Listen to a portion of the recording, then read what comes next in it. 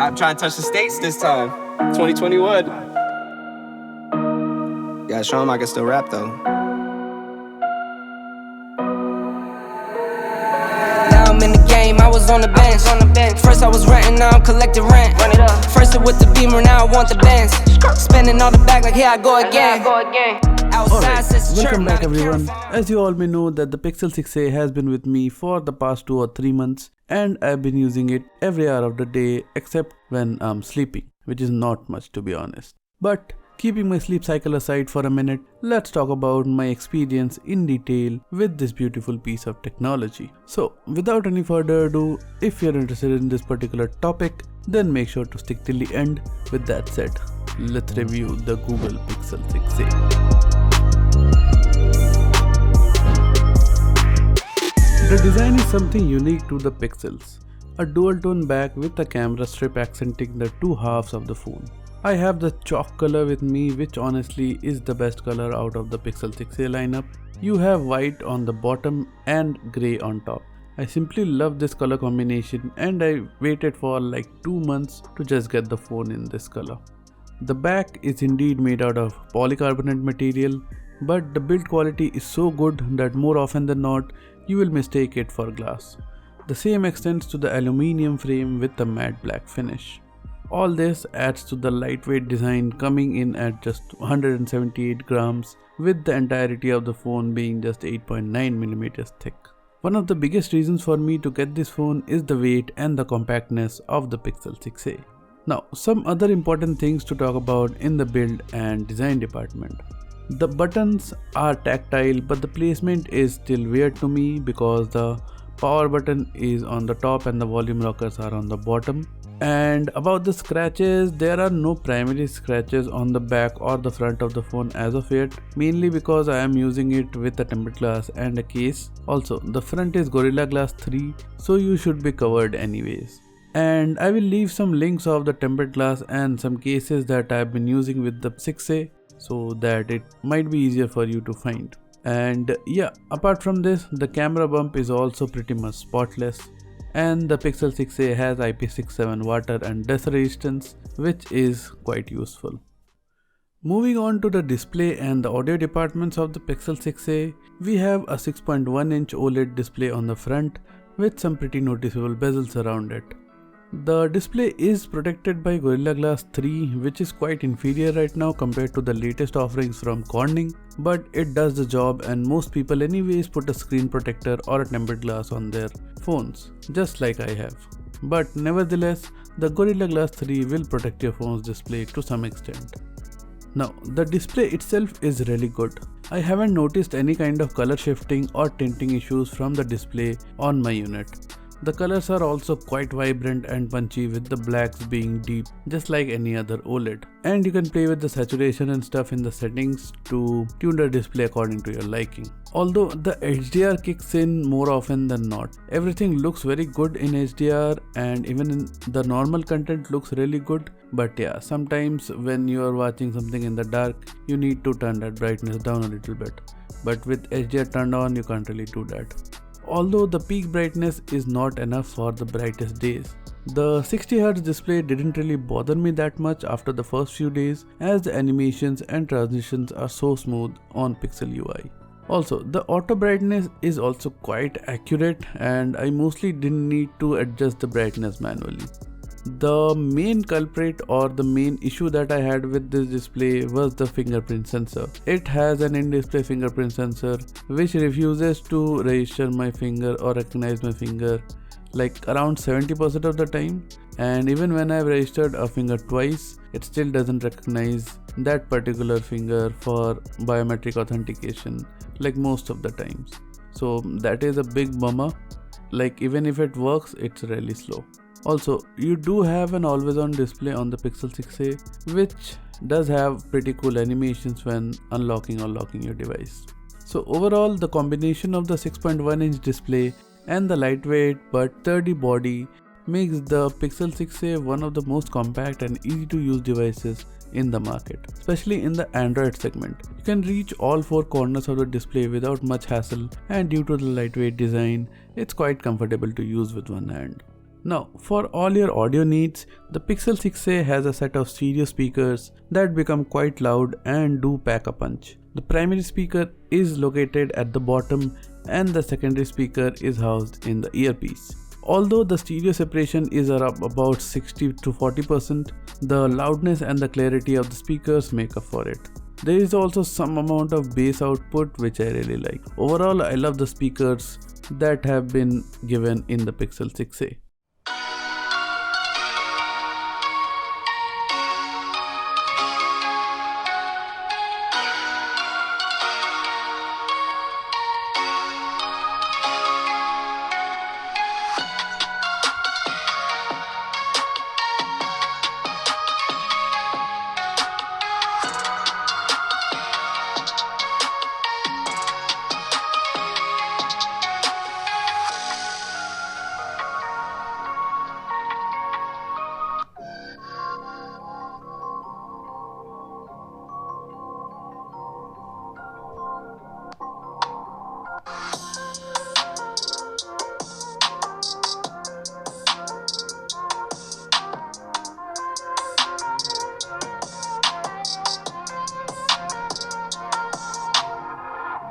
Unfortunately, you do lose out on the 3.5mm jack that was present on the Pixel 4a. Yes, I am comparing it to the Pixel 4a because it was the last Pixel that was officially launched in India before eventually the 6a and the 7 series came along. Hence, I will compare the 6a to the 4a sometimes. Now, the Type-C port present on the Pixel 6a can be used as an audio output using dongles and DACs, which is the new norm as we know it. That's about it for the display and audio department.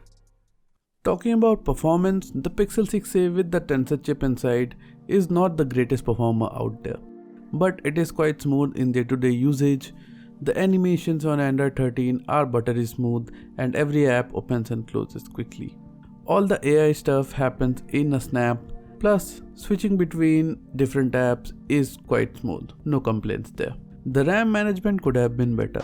The 6GB of RAM is enough for most tasks, but one issue that I faced multiple times is that whenever I turn on the camera to take a photo or video, and if there is music playing in the background on something like YouTube Music or Spotify, those music apps will simply crash and the music will stop. But the camera app works fine, so I'm guessing this is an issue related to the RAM management.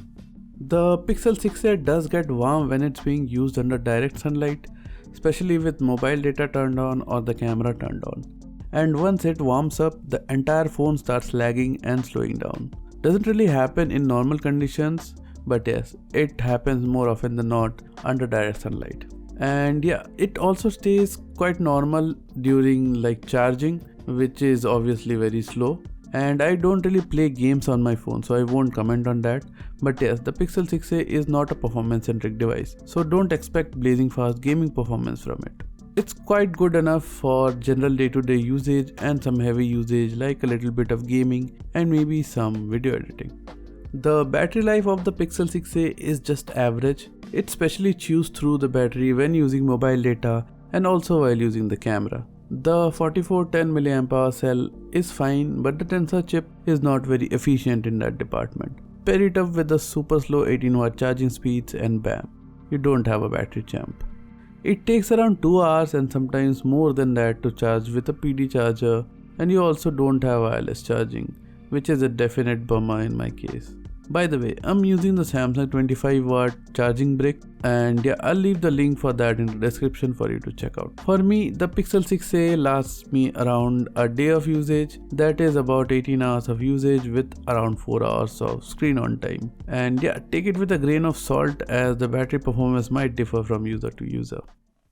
For connectivity, we still don't have the 5G update on the Indian units even after the December security patch. Other than that, the call quality has been exceptional and the earpiece is also quite loud and clear. You do get good speeds with 4G, but unfortunately no carrier aggregation. Also, you can only use one physical SIM card in the Pixel 6a. The secondary SIM has to be an eSIM. The Wi-Fi connectivity and speeds have been quite good over the course of my usage. And yeah, there is NFC available and I mostly use it for contactless payments using my cards. Android 13 with Pixel exclusive features like Now Playing, Magic Eraser live transcript and the dictation features have been really useful for me along with everything that the Google Assistant can do. My experience has been mostly positive with Pixel UI and Android 13 on the Pixel 6a. Finally, the cameras. There are 3 cameras in total on the Pixel 6a. The rear houses the main 12.2 megapixel shooter that has been used since the Pixel 2, and the new 12 megapixel ultra-wide sensor is the same one that was used in the Pixel 6 series. Also, the front houses an 8 megapixel sensor. Both the back cameras can shoot up to 4K 60fps videos and the results are not that bad.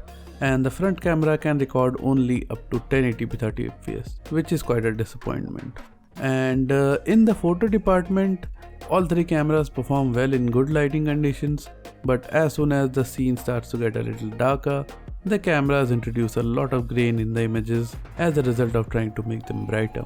The colors between the 2 sensors are about the same, so no complaints there, but I would have preferred a telephoto lens over an ultra-wide since the main sensor is already quite wide. And you do have an option to control the exposure, shadows and white balance straight from the camera app, which is helpful sometimes as you don't really have a pro mode here. And you do get the option to shoot RAW, which might help while editing, but overall the cameras are good and there is nothing exceptional compared to today's standards. I personally love how the Pixel processes its images and the overall color science suits the style of my shooting, but you might feel differently. The old sensor is definitely the main culprit over here.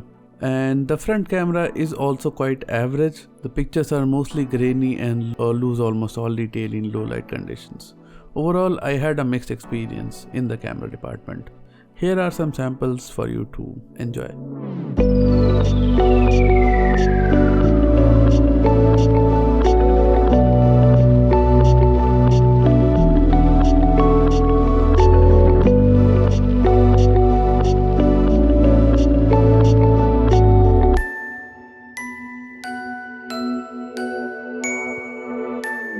So this is the video from the front camera of the Pixel 6a.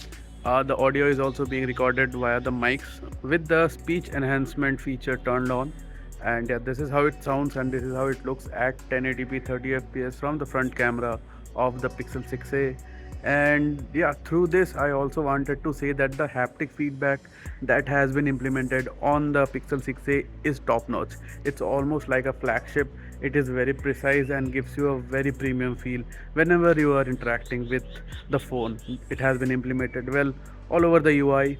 Not the best, not like iOS, but yeah, it is really good and it gives you a very premium feel that you are not using a mid-range device.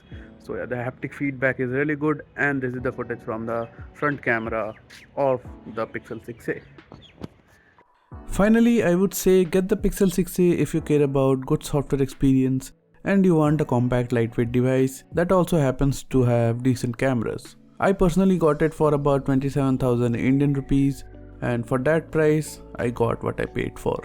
But that might not be the same for you, because there are other devices in the market available right now, like the Nothing Phone 1 and a few offerings from Motorola, which might be more value for money for your use, so spend your money accordingly. Anyways, I'll leave the link down in the description for you to check out. And yeah, with that said, this is my review of the Pixel 6a after around 3 months of usage. So if you end up liking this video, then don't forget to hit that thumbs up button, and if this video was helpful, then make sure to subscribe to the channel for more videos like this, and also hit that notification bell to stay updated about my new uploads. With that said, I'm your friend Shinobi and I'm signing out. Peace.